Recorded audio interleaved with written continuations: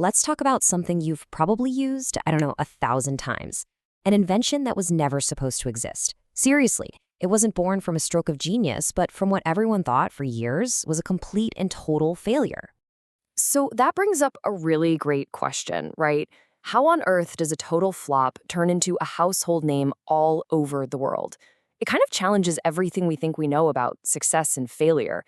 And the answer, well, it's found in the story of two different people with two totally separate ideas who were years apart.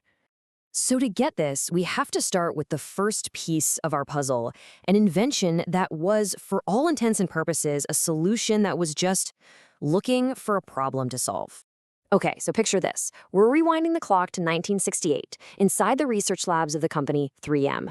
There's a scientist there, and he's right on the edge of what he thinks is going to be a major breakthrough. But what he ends up creating, it isn't revolutionary at all. It's just kind of weird. And this is the part you really need to get.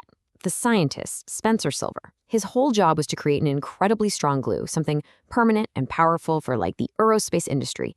But what he made was the literal opposite. It was this bizarrely weak adhesive that you could stick on something, peel off, and stick on again without leaving much of a mess. I mean, by every single goal he was given, it was a complete failure.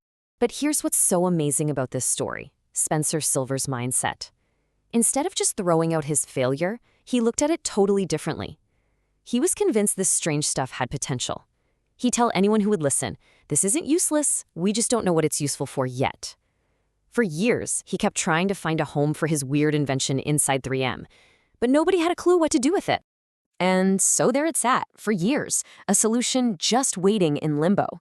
Now let's jump over to the other half of our story, a simple, kind of annoying everyday problem that was just begging for an answer. And this is where we meet Art Fry, another scientist at 3M. Now, Fry had this completely unrelated minor pet peeve. He sang in his church choir, and he used little slips of paper to mark the songs in his hymnal. But every single time he stood up to sing, his little paper bookmarks would just flutter to the floor. You know, it's a small thing, but man, was it annoying. So you see what we have here? We've got a useless adhesive on one side and a frustrating bookmark problem on the other. Two totally separate stories that have absolutely no connection. Until one day, in this amazing flash of insight, they just crash right into each other. It was during a particularly frustrating choir practice that Art Fry had his big aha moment. He suddenly remembered going to an internal seminar about Spencer Silver's weird adhesive, that solution without a problem. And he thought, wait a minute, what if I put a little bit of that weak glue on my bookmark?